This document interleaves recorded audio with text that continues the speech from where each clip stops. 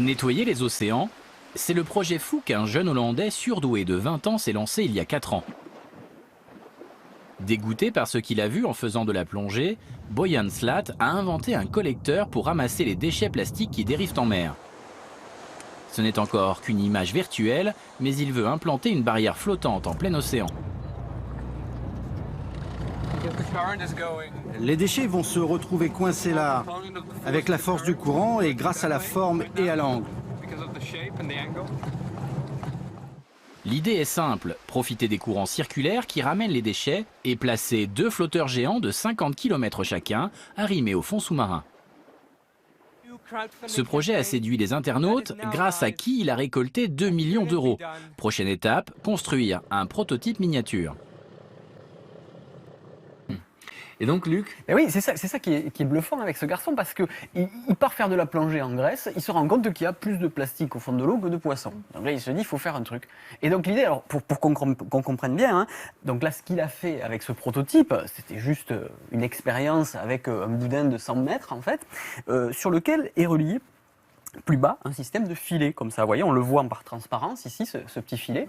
Avec le courant, tout simplement, on va attraper les matières plastiques qui dérivent comme ça. Et vous savez, vous avez peut-être tous entendu parler de ce 7e continent qui est un amas de plastique. Enfin, il y en a 5 précisément qui se dispatchent entre les divers océans.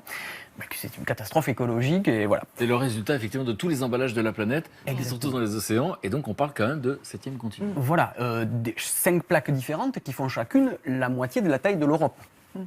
C'est quand même colossal. Et donc là, c'était un prototype qui a été mis en mer au large des Pays-Bas, en mer du Nord, et il y a des résultats assez positifs, parce que grâce à ce système de filet, ils ont réussi quand même à capter des matières plastiques. Et aussi, le problème, c'est qu'au contact de l'eau, ces matières plastiques se désagrègent en petites matières. Et là, ils arrivent à attraper des matières jusqu'à 1 millimètre. Donc, c'est quand même conséquent. Bon, il y a eu des soucis. Tout n'a pas marché. C'est-à-dire que cette barrière donc, de flotteurs qui est arrimée au fond de l'océan avec des chaînes, eh bien, avec les tumultes et les tempêtes de la mer du Nord, eh bien, certaines chaînes ont lâché. Donc, c'est pas complètement concluant. Mais en tout cas, il arrive quand même à emprisonner des matières plastiques. Et donc on sait quelles sont les prochaines étapes pour lui, parce que Alors, c'est voilà. pas un échec. Voilà. C'est ou un L'idée- succès ou un apprentissage. Voilà, l'idée c'est que à terme, il arrive à fabriquer ça. Ça, c'est l'image de synthèse comme on l'a vu sur le film. L'idée, c'est d'avoir une bouée comme ça, mais qui fasse 100 km, en plein milieu des fameuses gyres, hein, ces courants marins qui concentrent les amas de plastique. Et au bout, on a ici un tapis roulant qui récupère les matières plastiques et un panneau solaire ici qui fait actionner ce tapis roulant, et on met dans ce container et un bateau viendra après chercher tous ces matières plastiques. Voilà. Alors là, ce qu'il va faire maintenant, il va continuer à récupérer des fonds pour pouvoir faire un nouveau prototype, des nouveaux systèmes qui vont faire en sorte que les chaînes ne cassent pas au fond, mais vraiment il y croit et il imagine, d'après les calculs, parce qu'il est entouré de tout un tas de scientifiques, d'ingénieurs, ils sont plus C'était de la question 50. que j'allais te poser, parce que lui, c'est son idée. Ah oui. Il a réussi à motiver les gens, les internautes, parce que c'est le financement participatif. Voilà, il y a eu un financement participatif. de ouais. 2 millions d'euros. 2 millions d'euros. Et les scientifiques sont Et il y a des scientifiques, il y a des ingénieurs qui croient vraiment au truc, hein, à tel point que donc ils testent à nouveau, mais ils testent, c'est pas la baignoire, voilà, il a carrément des hangars comme ça où il recrée des courants, les courants marins, pour justement pouvoir étudier ces courants et voir comment se comportent ces filets.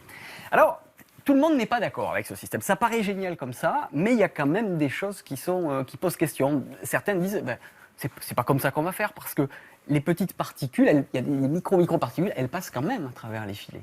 D'autres disent, oui, mais ça va cantonner les poissons, ça va les empêcher de pouvoir se déplacer librement, les poissons. Et puis surtout, il y en a qui sont plutôt partisans pour que ça soit à terre, ça soit nous, les êtres humains, qui fassions en fonction de cela, et qui n'ayons pas à rejeter dans l'océan toutes ces matières plastiques. Donc bon, c'est décrié, c'est controversé, mais en tout cas c'est une vraie bonne idée. C'est vrai que tout le monde sur le papier trouve ça génial, et à tel point que l'ONU lui a décerné le prix 2014 de champion de la Terre en matière d'environnement. C'est la plus grosse distinction en matière d'environnement décernée par l'ONU, donc c'est pas mal quand même.